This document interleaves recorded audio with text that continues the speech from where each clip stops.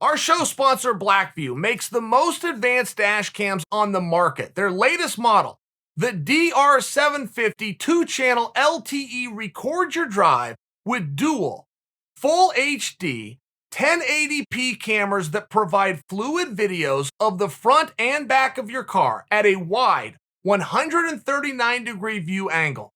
This model has a built-in SIM card reader for LTE connectivity, so you can take advantage of Blackview's free cloud service and check on your car from anywhere.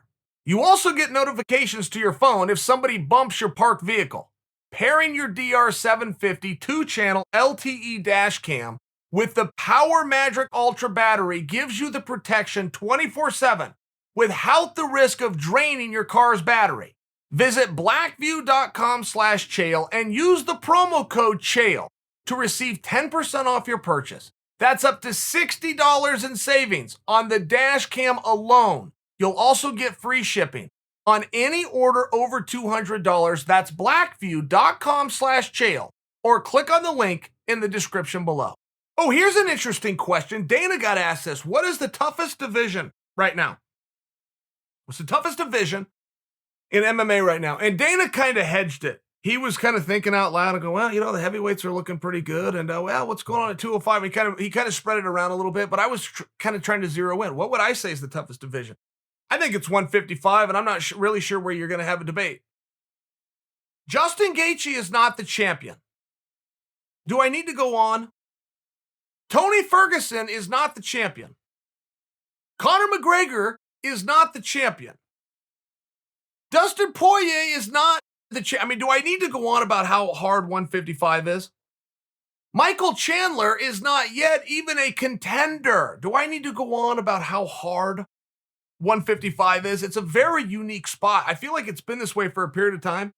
And the only division that could cross counter argue with 55 is 45. It's why it was so meaningful when Conor became simultaneous champions at 45 and 55, the two hardest weight classes in the sport, and the two hardest weight classes that the sport has ever seen. I feel that way. I feel like that is iron on top of iron. I think it's one of the reasons that Khabib was recognized so strongly worldwide for what he had done. We've seen a lot of heavyweights do what Khabib did. Maybe not in MMA, but we've seen a lot of heavyweights that do what Khabib did. But then you can also break down the argument as to how and why. Well, there's not a whole lot of big guys out there to start with. Your pool's smaller. And for big guys, they have other opportunities. They can go NFL by example. They can go NBA by example. So first off, you don't have a whole bunch of them, and then they have a whole bunch of opportunity. And when you get down to it, yeah, you could have a heavyweight that went 5, 6, 10 years. Alexander Karelin, 10 years undefeated. There was guys ever bit as good, move for move and skill for skill, but they weren't in that weight class. At 155 pounds or even 145 pounds, it's not that way. I think when you look at 155 right now, you've got some very meaningful matches. And I understand that we're going to see a main event on January 23rd between Poirier and Conor McGregor. But we are going to see a co-main event as soon as this Saturday between Oliveira and Tony Ferg. And the only thing really, in all fairness, from a competitive standpoint, the only difference between those two matches is the placement on the card. If Tony Ferg and Oliveira was a main event and Conor and Poirier were a main event, I feel as though we would have a very clear discussion right now that those winners are going to draw into each other, and that's where Khabib's title, if not spoken for by Khabib within that time frame, those are the guys that are going to compete. And I feel as though that discussion isn't happening. I think some of you might be missing, not you hardcore fans. So maybe not some of you, you're hardcore fans, but I do think that people are missing how good Oliveira is. Tony's up against it.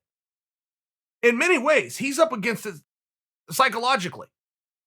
In terms of coming off a loss, where am I at? Have I made the adjustments? In terms of Tony likes to be out there all night and a little bit longer. This is going to be a 3-round affair. I mean, things are different psychologically. Tony is going to have to change his strategy.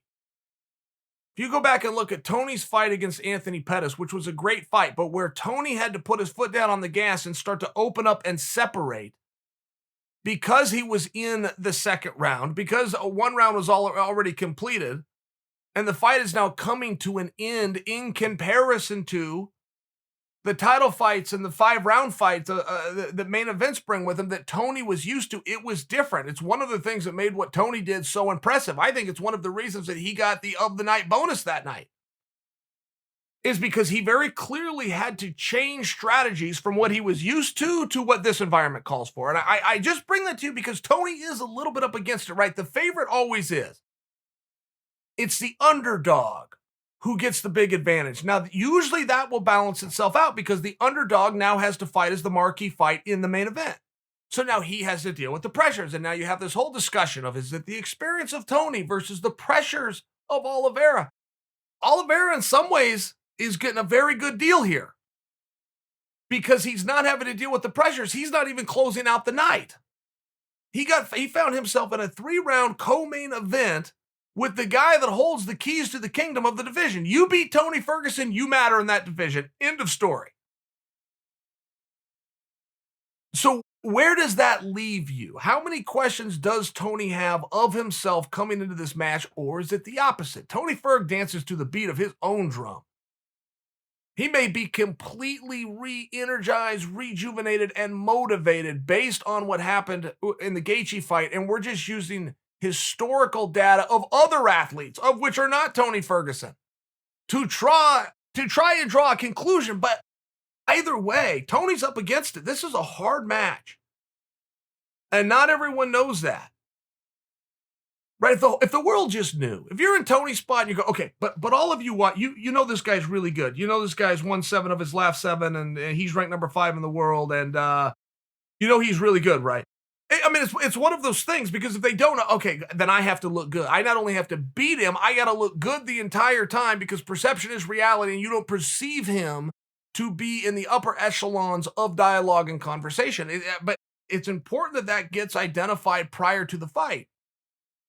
If Tony goes out there and whoops Oliveira, not just beats him, if he goes out there and whoops Oliveira, Tony needs to be fighting for a world championship. That's how good Oliveira is. I'm trying to give Oliveira his due. And on one side is because this might be a fresh face and a fresh parody, and we don't want to deny him an opportunity that he earns if he goes out and gets over on Tony. The other side of the coin is, just because Tony's a more familiar face doesn't mean that he isn't putting himself in the exact same spot that deserves the exact same bounce should he go out and get his desired result. It's an interesting match. It's an interesting division. In my opinion, it is far and away the toughest and deepest division, but I want to hear from you. Uncle Chill, there's no bad guy like Uncle Chill. He never lost, not even a round, undefeated, undisputed. Oh yeah, here comes the bad guy, yeah, Uncle Chill.